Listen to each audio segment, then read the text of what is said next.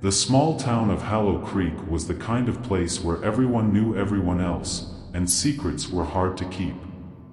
It was also the kind of place where rumors spread like wildfire. But no one could have anticipated the kind of rumor that had taken hold of the town lately. Every night, it was said, a house would vanish.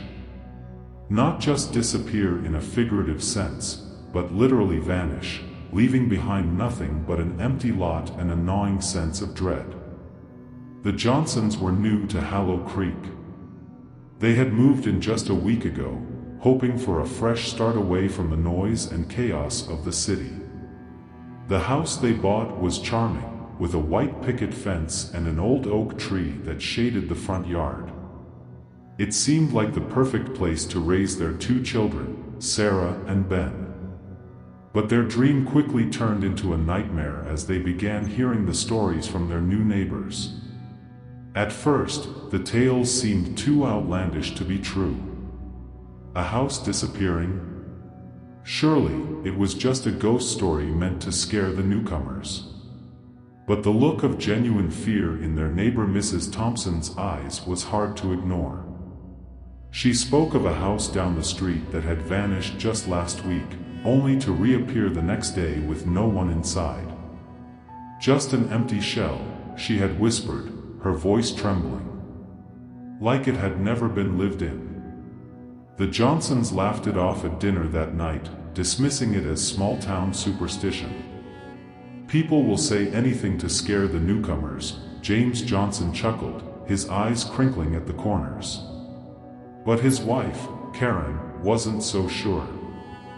There was something about the way Mrs. Thompson had spoken, something that made her uneasy. That night, she lay awake in bed, listening to the creaks and groans of their old house settling, every noise amplified by her growing anxiety. Then, on the fourth night after moving in, they heard it. A sound that was almost indescribable, a low hum that seemed to resonate through their bones. It was faint at first, almost like a distant vibration, but it grew louder, more insistent. And then, as suddenly as it had started, it stopped.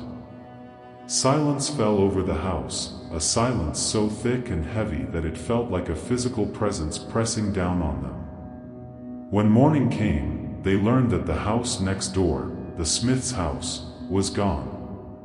Completely and utterly gone.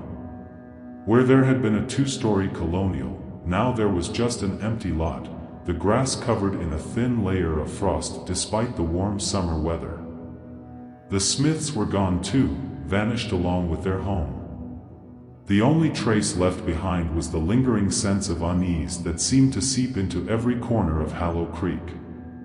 The day after the Smiths' house disappeared, the town was in an uproar. People gathered at the empty lot, whispering in hushed tones, their eyes wide with fear and curiosity. The Johnsons, standing among them, could feel the weight of the community's unease. Even the local police, who were usually quick to dismiss such occurrences as pranks or misunderstandings, seemed lost for words. Sheriff Miller scratched his head, looking at the barren patch of land as if expecting the house to suddenly reappear before his eyes.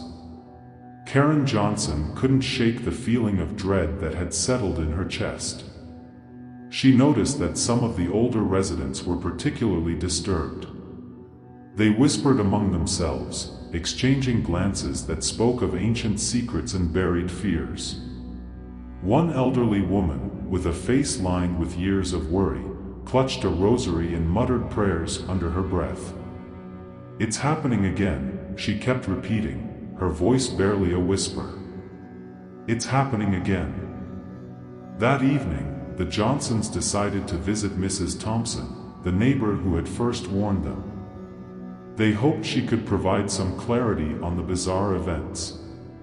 Her house, unlike theirs, was filled with old photographs and knickknacks that seemed to hold stories of their own. As they sat down in her cluttered living room, Mrs. Thompson offered them tea and then, with a sigh, began to speak. She told them about the legend of Hallow Creek, a tale as old as the town itself. Every 50 years or so, she began, her voice low and steady, a house disappears. No one knows why or how, but it happens. And when it does, everyone inside vanishes too, never to be seen again. The house returns the next day, looking untouched, but with no trace of the people who lived there. It's like they're erased from existence, wiped clean from the memory of the earth. James scoffed. "That's impossible," he said, though there was an edge to his voice that betrayed his uncertainty. But Karen listened intently, her eyes wide. "Why didn't anyone tell us this before we moved in?" she demanded. Mrs. Thompson just shook her head. "People don't like to talk about it," she replied. "They think if they ignore it, it won't happen again. But it always does." Despite the chilling story, James remained skeptical. He was a man of reason, someone who believed in facts and logic, not ghost stories. "Maybe it's just some kind of elaborate hoax," he suggested, trying to rationalize the fear gnawing at his mind. "Maybe the Smiths wanted to disappear, and this is their way of doing it." Karen wasn't convinced. The eerie hum, the frost on the grass, the empty lot, it all seemed too real to be a mere prank. That night, as they lay in bed, Karen couldn't sleep. She kept replaying Mrs. Thompson's words in her mind, feeling a cold dread settle over her. She finally nudged James awake. "What if we're next?" she whispered. He sighed, pulling her close. "There's no such thing as disappearing houses," he reassured her, though his voice was tinged with doubt. "We'll be fine. It's just stories." But deep down, both of them knew there was more to the story than they cared to admit. They fell into a restless sleep, clutching each other in the dark, as if trying to ward off the creeping fear that something was coming for them. Something old and hungry. As the clock struck midnight, the house began to hum again. This time, the noise was louder, more insistent. It rattled through the walls, vibrating through their bones. James and Karen shot up in bed, eyes wide with fear. The air grew colder, and a strange mist began to seep in through the cracks around the windows and doors.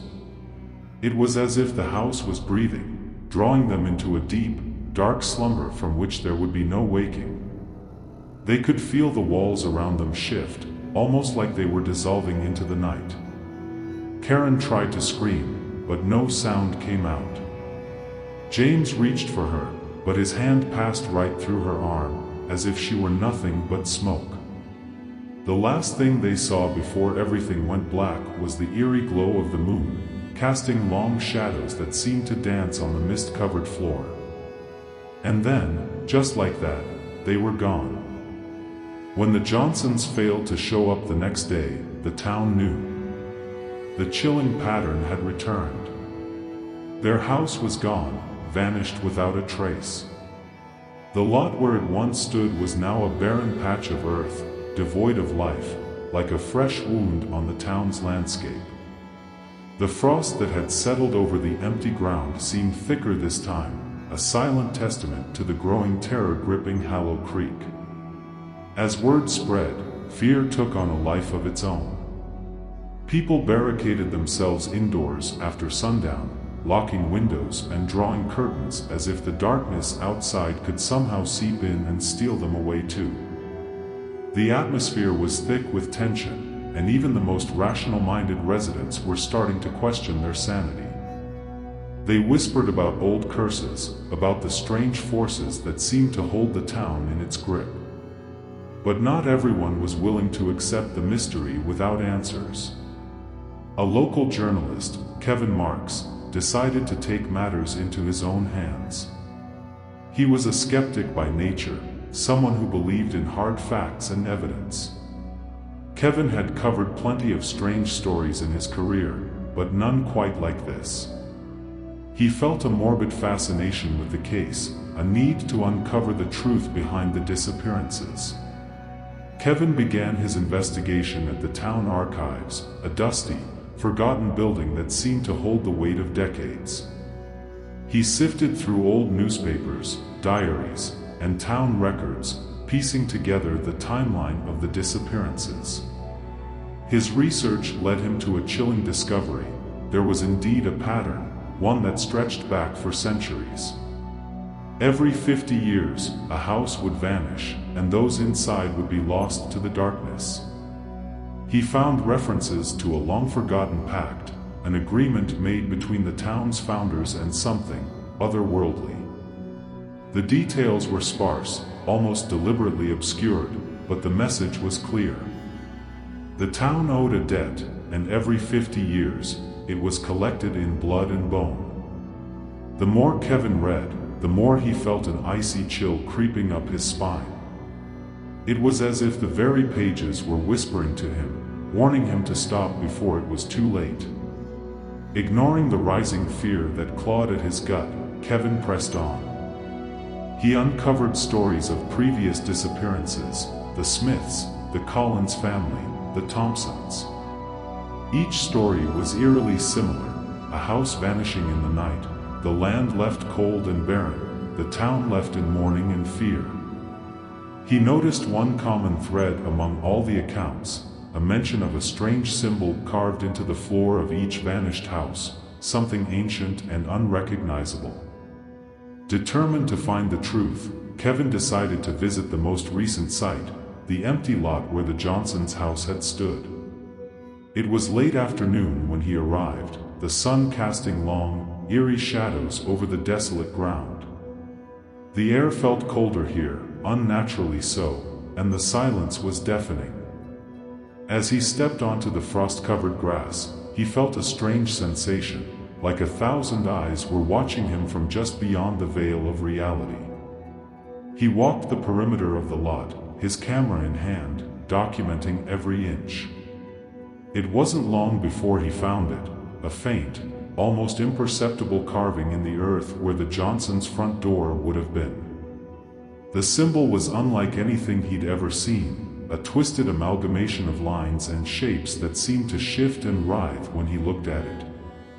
He crouched down to get a closer look, his breath visible in the freezing air. As he traced the outline with his finger, a sudden wave of dizziness washed over him. The world around him seemed to blur, and for a moment, he swore he could hear a low, guttural hum, just like the one described by those who had witnessed the disappearances. Panic gripped him, and he stumbled back, falling onto the cold, hard ground. The hum grew louder, more insistent, echoing in his skull like a chant, calling to him from beyond. He scrambled to his feet and backed away from the symbol, his heart pounding in his chest. Whatever this was, it was real, and it was dangerous. He had to warn the others. As he turned to leave, he caught a glimpse of something in his peripheral vision, a shadowy figure standing at the edge of the lot, watching him. He blinked, and it was gone, leaving behind only the unsettling feeling that he was not alone. Back at his office, Kevin pored over his findings, piecing together the fragments of the town's dark history. He knew he was close to something big. But with each step closer to the truth, he felt the grip of dread tighten around him. The symbol, the disappearances, the pact, it was all connected.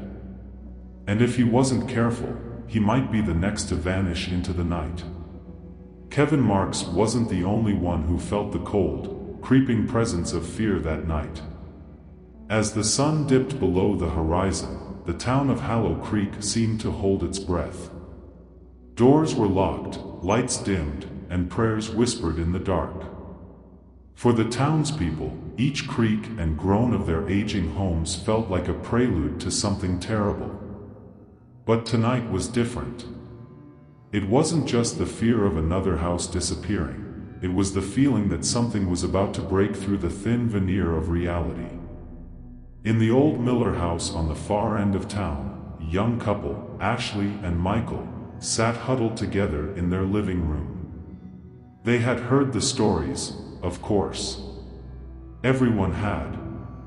But like the Johnsons, they hadn't taken them seriously until now. As the clock struck midnight, the atmosphere in their home shifted. It was subtle at first, a chill in the air, a flicker of the lights. But then came the hum, low and menacing, vibrating through the walls. Ashley's hand tightened around Michael's. "Do you hear that?" she whispered, her voice trembling. Michael nodded, his eyes scanning the room, trying to locate the source of the sound. Suddenly, the room grew colder, and the hum became a roar. The walls seemed to pulse with it, a dark, rhythmic beat that shook the foundation of the house. The lights flickered violently, casting long, eerie shadows that danced across the walls. Ashley let out a gasp as she saw a figure materialize in the corner of the room, a shadowy silhouette that seemed to absorb the light around it. Michael jumped to his feet, grabbing the nearest object, a fireplace poker. "Stay back," he shouted, his voice wavering. But the figure didn't move. It just stood there, watching them with eyes that seemed to glow with an unnatural light. The air grew thicker, pressing down on them, making it hard to breathe. Ashley felt a tugging sensation, like something was pulling her towards the figure. "Michael, I can't move," she cried, her voice barely audible over the roaring hum. Michael reached out to her, but it was as if an invisible barrier separated them. The figure stepped forward, its presence filling the room with a suffocating darkness. The temperature plummeted, frost forming on the windows, and a thick mist began to seep in through the cracks, swirling around their feet. As the mist rose, it seemed to take on a life of its own, wrapping itself around Ashley and pulling her toward the figure. She struggled, but her movements were sluggish, as if she were trapped in a nightmare. Michael swung the poker wildly, but his efforts were in vain. The figure raised a hand, and with a flick of its wrist, sent Michael flying across the room, crashing into the wall with a sickening thud. Ashley's screams echoed through the house, but no one could hear them. The mist engulfed her, pulling her into the dark figure's embrace. For a moment, she felt a strange sense of calm, as if she were floating in a dream. But then the pain came, a searing, burning sensation that ripped through her body. She could feel herself being pulled apart, piece by piece, as if the figure were unraveling her very essence. And then, just as suddenly as it had begun, it stopped. The mist receded, the figure vanished, and Ashley was left standing in the middle of the room, unharmed but forever changed. She looked around, disoriented, and saw Michael lying unconscious on the floor. She ran to him, shaking him awake. "Michael, wake up. It's gone. It's over," she sobbed, tears streaming down her face. Michael groaned, blinking up at her in confusion. "What happened?" he asked, his voice hoarse. Ashley shook her head, unable to put it into words. All she knew was that they had been spared, this time. But deep down, she felt a lingering darkness, a sense that the figure was still out there, watching, waiting for the right moment to strike again. In the days that followed, Ashley and Michael tried to move on, but the experience had left a mark. They could feel the eyes of the town upon them, whispering about what had happened. They weren't the first to encounter the figure, and they wouldn't be the last.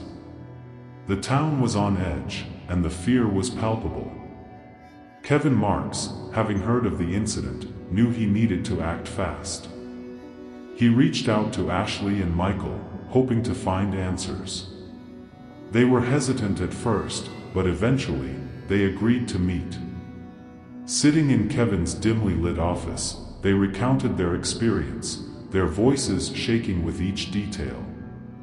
Kevin listened intently, piecing together the puzzle in his mind. As they spoke, Kevin realized that the figure they described matched the shadowy presence he had seen at the Johnsons' lot. Whatever it was connected to the disappearances, and it was growing stronger. He knew that time was running out. The town was in the grip of something far beyond their understanding, something dark and ancient that fed on fear and despair. Kevin made a decision. He would go back to the Johnsons' lot, this time at night. He needed to see for himself what lay on the other side of the veil. Armed with a flashlight and a sense of determination, he prepared for the night ahead, unaware of the horrors that awaited him. As the sun set on Hallow Creek, the town braced itself for another night of terror. And Kevin Marks, driven by a need to uncover the truth, stepped into the darkness, ready to face whatever lay beyond. Kevin Marks arrived at the Johnsons' lot just as the last light of day faded away, casting long shadows that stretched like claws over the ground. The frost was already forming, spreading across the grass like a slow, creeping death. He could feel the chill in his bones, a coldness that went beyond the physical, settling deep within him. He took a deep breath and stepped onto the empty lot, his flashlight cutting through the darkness. As he moved closer to the center of the lot, the hum started again, low and almost imperceptible at first, but steadily growing louder, more insistent.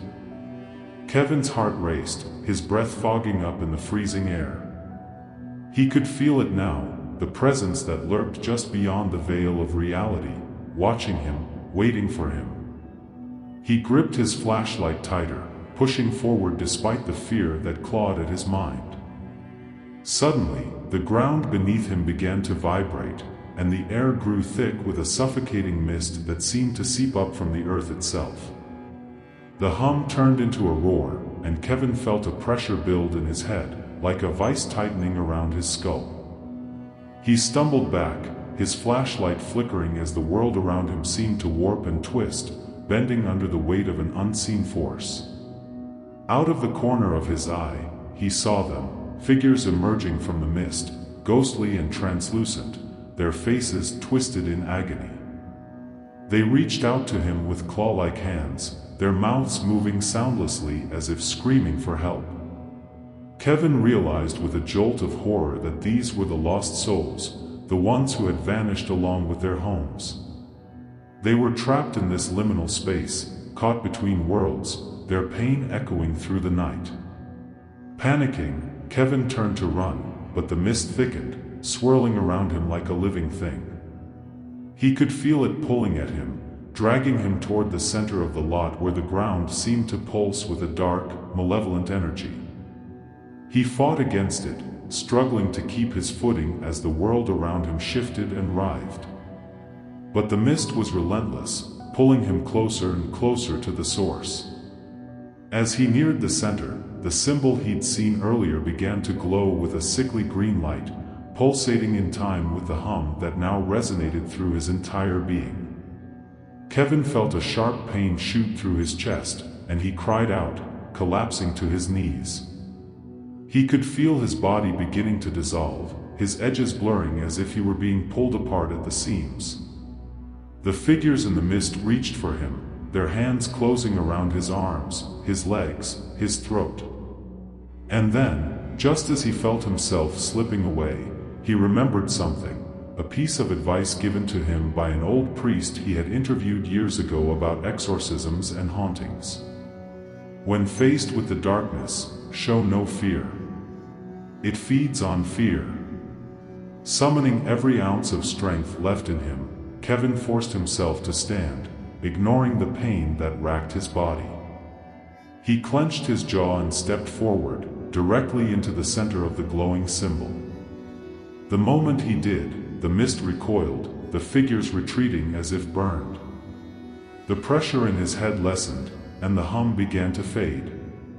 Kevin stood there, breathing heavily, his flashlight flickering weakly in his hand. He could see the mist thinning, the figures dissolving into the night. He had done it. He had pushed back the darkness, at least for now. But the victory was short-lived. As the mist cleared, he saw something else, a figure standing just beyond the edge of the lot, watching him with cold, dead eyes.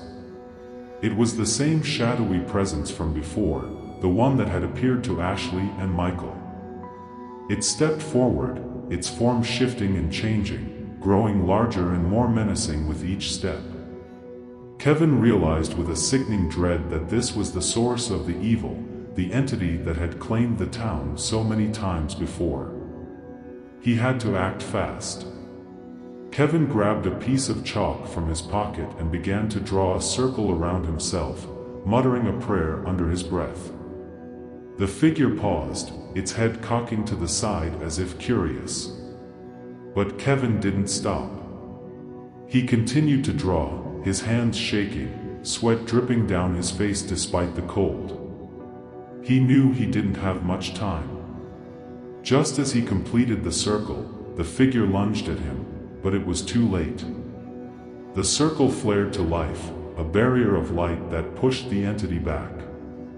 It snarled, a sound like nails on a chalkboard, and slammed against the barrier, but it held firm. Kevin looked up, meeting the entity's gaze.